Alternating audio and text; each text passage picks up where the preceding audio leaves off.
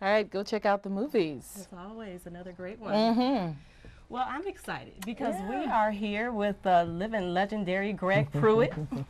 How are you today? I'm doing fine. Good. You know, I know earlier in the show in our intro I said Cleveland's own, but actually you were not born and raised here in Cleveland, right? No, I'm from Houston, Texas. From Houston, Texas. Yes. So it was the Cleveland Browns that brought you here? Cleveland Browns brought me here. Okay. Yes. Okay. Let's go back and talk about your childhood and growing up in Texas and coming from warm weather to Cleveland, to various Well, weather. gradually the weather got worse Right, as right, I right, kept right. going north. So yeah, so let's talk about your Well, childhood. I'm from Houston, Texas. I have two brothers, an older and a younger brother. They got all the height. I got the speed and the talent. And okay. I started out interested in sports, football being the first, watching it on TV. And we would play in the vacant lots. And I remember when I got really interested in football, I got a football suit for Christmas. And my mom threw it away because I never would take it off. And Was it orange and brown? I'm just curious. no. Okay, I didn't know. I didn't know if you, remember what what started color that it Browns was. thing early on. Okay. But I was always small. Okay. And I used to go out and the first time they would pick the teams, they wouldn't pick me because I was one of the smaller guys. But I noticed that they would always fuss over who was going to be the quarterback, who was going to be the receiver, who was going to be the running back, and nobody wanted to be on the line. So one particular Saturday, I told them if they let me play, I would center the ball for both sides. And they let me play, which I got the ball before anybody. So a lot of times I would fake a snap and run it. And I proved to them that I could play, and then eventually I got a chance to play. And then I went to organized football, and I played well enough to go to the University of Oklahoma and get drafted by the Browns in 1973 in the second round. So his early beginnings were, getting that football start Oh yeah. in the backyard. Yeah. So you were no longer the last person to be picked. Oh Because no, actually, no. when you were picked for the Cleveland Browns, what round pick were you? I was the first pick in the second round, which would be the last pick in the first round today. They reduced the number of rounds. It used to be 13 rounds, now it's 7. Let's elevate to those childhood years and through high school, and then you mentioned that you went to Oklahoma State. No, I'm sorry. Oklahoma. Oklahoma. Okay, there is a difference. Oklahoma right? State is The a bad Oklahoma- word. Okay, thanks for that. Okay, so you went to Oklahoma and your years there. Well, I actually my high school coach and one of the lineman coaches at Oklahoma were real good friends, becoming friends because he was a recruiter during the off season. And I played quarterback in high school. And my senior year, they switched me to wide receiver to give me an opportunity to go to a major school because there was a lot of black quarterbacks at major schools. And there was a linebacker that was highly sought after that was an underclassman behind me. So my high school coach made a deal with Oklahoma that if they would offer me a scholarship, they would make sure that they got the linebacker. So a year later, by that time I had got established, the linebacker went to UCLA. They were cutting deals back then. Okay. But by that time, I had proven myself Right. at Oklahoma, and we went to what we called at the time wishbone, and we were very successful at college. I was a runner-up for the Heisman my junior year and a second run-up my senior year. I should have won it. Yeah. So you were in the race for the Heisman Trophy. Oh yeah. So a lot of yardage, a lot of success. Tell us a little bit about your career. Well, I still hold some records. It's been a long time. One of the records I hold is the highest average per carry for 1 year, which is 9.3 yards. And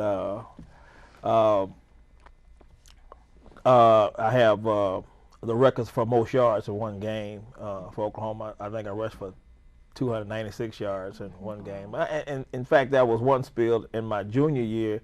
I had 1,300 yards in 5 games. So I averaged over 200-some yards a game.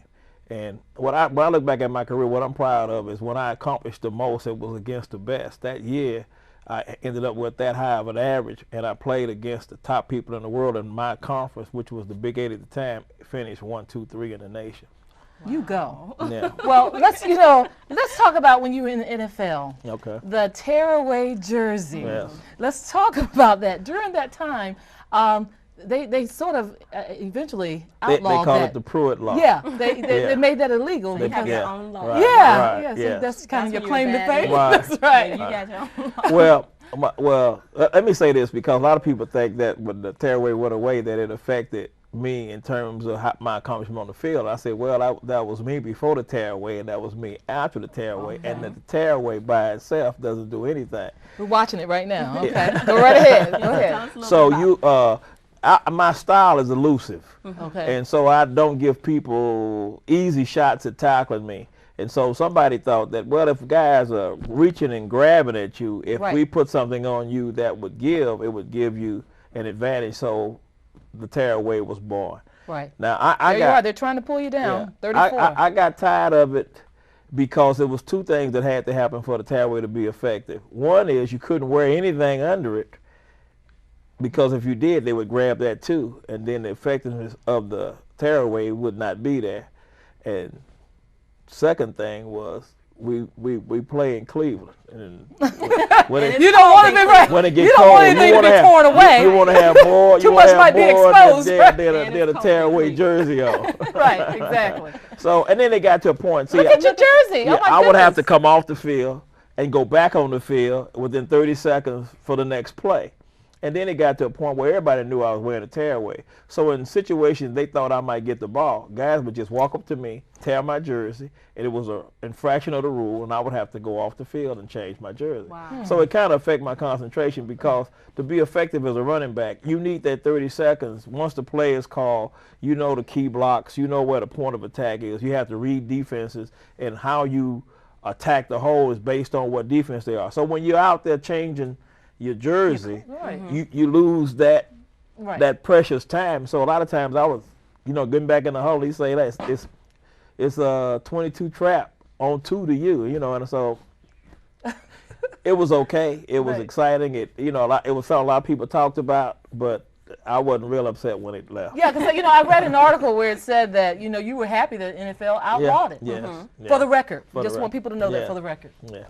Now, you also played for the Los Angeles Lakers, right? No, Raiders. Raiders, Not I'm tall sorry. enough. What did I think? I'm Right, thinking basketball. Not Right? tall enough. Okay. Los Angeles Maybe. Raiders. Yeah. No, I got traded to the Raiders in 1980. After the 1981 season, the Red Right 88, we lost to the Raiders. And true story, the Raiders were known for bringing veteran players from other teams. So I got traded with myself, Lyle Alzado.